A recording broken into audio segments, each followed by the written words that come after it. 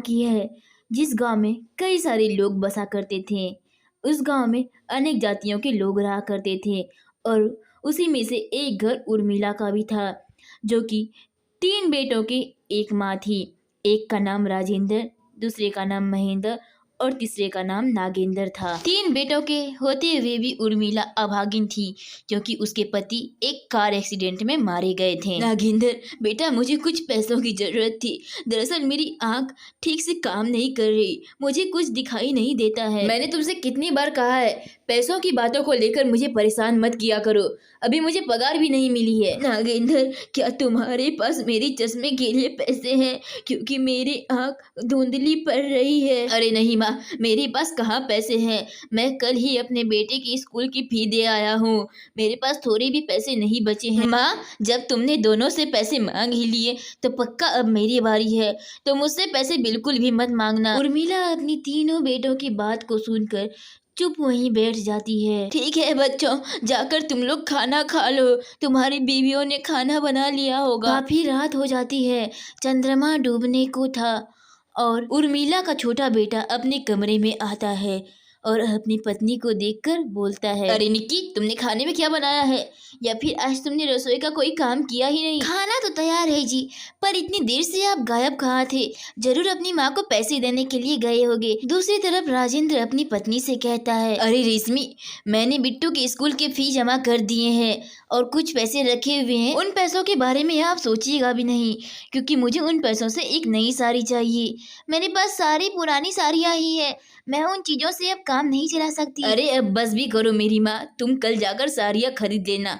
मैं माँ को पैसे नहीं दे रहा, तुम्हें जो चाहिए उन पैसों का कर लेना, मैं तुम्हें कुछ नहीं कह रहा। देखते ही देखते रात बीत जाती है और सुबह के 6 बज जाते हैं। हे भगवान, मेरे पति जब जिंदा थे तो मुझे कभी इतनी कष्ट नहीं हुई जितना इन तीनों बेटों की वजह से हो रहा है। उर्मिला को अपनी पूरी जिंदगी में इतनी तकलीफ कभी नहीं हुई थी। क्या करूं मैं, जिसमें मेरी बच्ची खुश है मुझे भी उसी में खुश रहना पड़ेगा। उर्मिला जैसे ही ऐसा सोचती है तभी उसका बेटा उसके सामने आ जाता है। बेटा, ठंड की मौसम है और मेरे पैर में एक भी चप्पल नहीं है, तो मैं क्या करूँ माँ? तुम्हारे और भी तो 2 बेटे हैं ना, तुम उनसे भी मांग सकती हो। बार बार तुम मेरे पास ही पैसों का नाम क्यों लेती हो? इस बात का उर्मिला को बहुत दुख होता है, पर बेचारी उनकी बातों का कोई जवाब नहीं देती है। इसी तरह बातों का सिलसिला बढ़ता जाता है और दिन बीतते जाते हैं। उर्मिला का बड़ा बेटा एक दिन अपनी माँ से मिलने माँ की झोपड़ी में आता है। इस बार उसकी माँ किसी चीज की मांग नहीं करती है। ठीक है माँ, तुमसे काफी बातें हो गई, अब मुझे अपना घर चलना चाहिए। एक दिन अचानक राजेंद्र की बड़ी बेटी बीमार पड़ जाती है और शुक्रिया डॉक्टर, मेरी बेटी को बचाने के लिए मैं आपकी हमेशा आभारी रहूंगी। रिया के ठीक होते ही रिया के माता पिता वापस अपने घर आ जाते हैं। गायत्री, मैं कब से तुम्हें एक बात कहना चाह रहा हूँ पर कह ही नहीं पा रहा हूँ, इजाजत हो तो कह दूं? वो कौन सी बात है? ऐसी कोई बात नहीं जो आपने मुझसे छिपाई, अब बता दीजिए। जब आज तुम स्वीटी को हॉस्पिटल लेकर गई थी तब मुझे अपनी माँ की याद आ रही थी।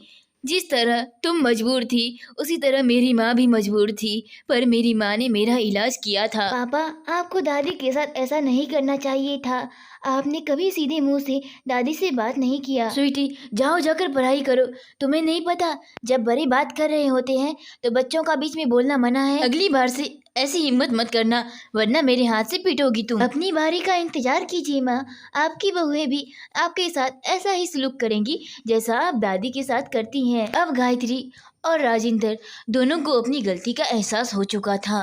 अब उनके तीनों बेटों को अपनी गलतियों का एहसास हो चुका था।